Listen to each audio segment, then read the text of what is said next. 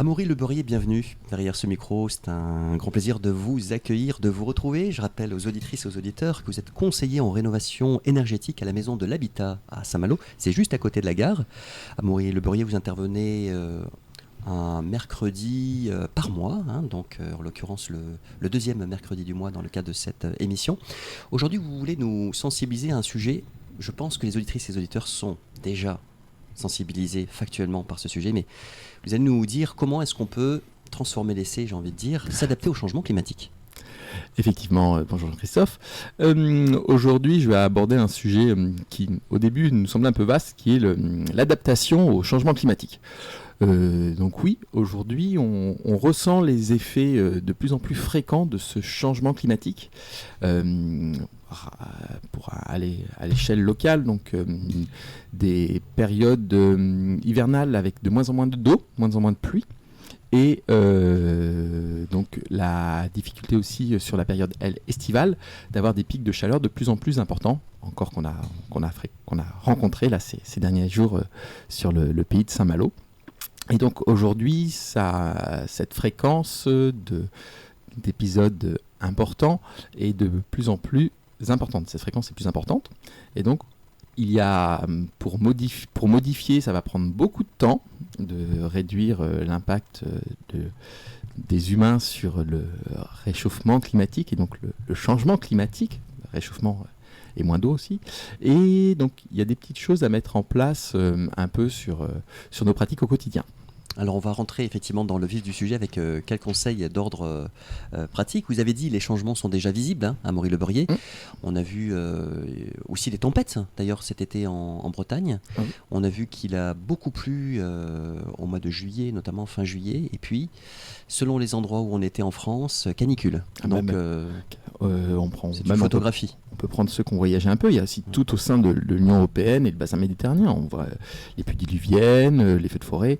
Tout ça, c'est donc lié aux modifications et au changement climatique. Et donc, pour remédier à cette empreinte et s'adapter en fait aujourd'hui dans un temps court, c'est l'adaptation.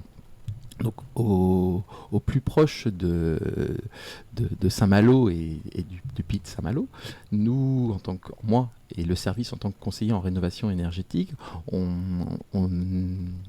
alerte, on sensibilise les usagers sur des pratiques, notamment. Lesquelles. Aujourd'hui, on parle beaucoup du soleil et la canicule. Comment se protéger du soleil et de la canicule ? Quand on est en extérieur, on met de la crème solaire, on met une casquette, on évite de s'exposer entre midi et 16h, mais dans la maison. Aujourd'hui, la maison, il faut la protéger aussi. Aérer le matin et le soir ? Aérer le matin et le soir, le moment de la journée où la température est la plus basse. Donc, à l'inverse, sur les moments de chaleur les plus importants, baisser les volets, fermer les volets. Donc on anticipe un petit peu, on baisse les stores avant midi, notamment, on ferme les volets avant. Exactement, on évite au soleil et à la chaleur de rentrer dans la maison quand il est au plus fort, c'est-à-dire ce que j'ai dit tout à l'heure par rapport à l'exposition, entre midi et 16h, il faudrait que tous les volets soient fermés. On végétalise son balcon ? Exactement, ça peut être le balcon, ça peut être le jardin, et quoi de mieux qu'un arbre qui va venir vous apporter l'été de l'ombre avec ses feuilles, et comme c'est un arbre, l'hiver il perd ses feuilles, et donc l'hiver le soleil là sera un apport bénéfique pour la maison. Il faut jouer avec ça en se disant mon arbre l'été va me protéger et l'hiver ses feuilles auront disparu, donc pourront plus facilement faire entrer le soleil. Installer une trail éventuellement quand on a une maison ? Le treillis pour pouvoir, la fameuse casquette, c'est aussi un terme du bâtiment, faire installer une casquette, un balcon pour vraiment protéger, surtout sur les grandes baies qui se sont fait beaucoup dans les années 80-90, les maisons, on a installé des grandes baies plein sud. Aujourd'hui, dans les périodes de fort ensoleillement et de forte chaleur, ça devient vraiment l'image un peu culinaire, un peu du four, quoi. Donc en fermant les volets, quand il y a possibilité, installation d'une pergola, installation d'une casquette, d'un treillis, le végétaliser si c'est possible. On a aussi l'exemple de la hauteur de la tonte de la pelouse.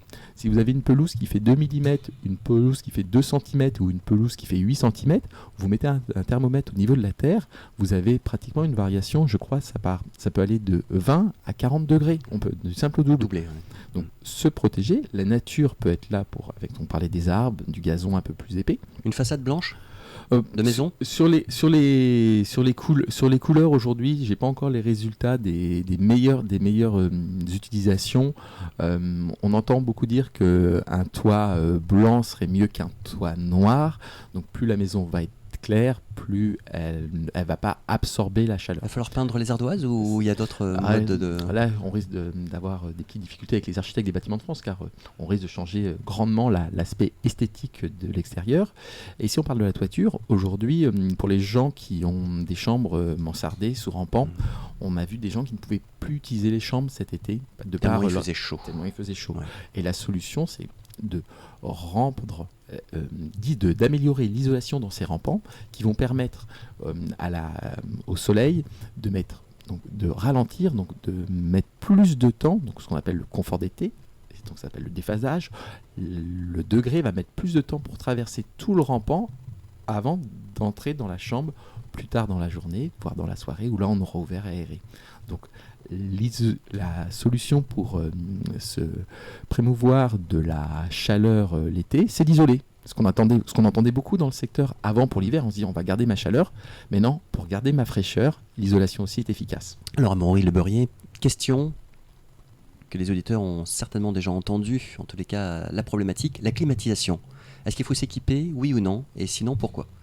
Aujourd'hui, la climatisation favorise, de par sa mise en œuvre et son fonctionnement, à l'effet à l'émission de gaz à effet de serre. Donc aujourd'hui, la RSI, c'est une réponse simple et bête. Non, on n'utilise pas la climatisation.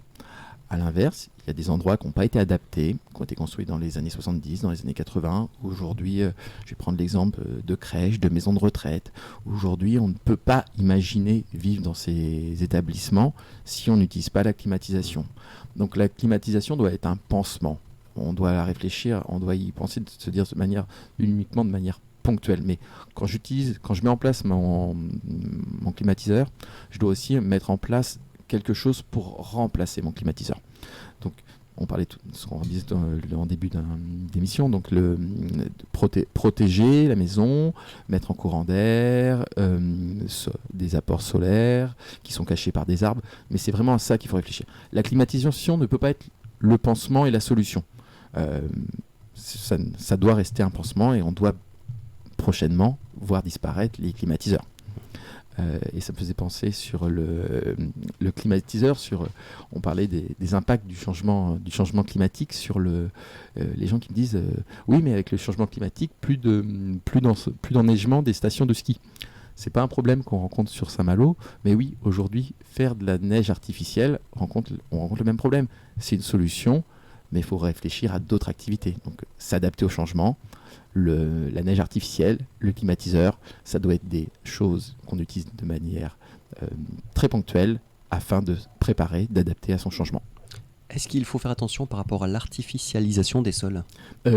Aujourd'hui, certains centres-villes, certains quartiers sont très minérales. Parce qu'il y a les îlots de chaleur aussi, notamment sur le bassin rennais ?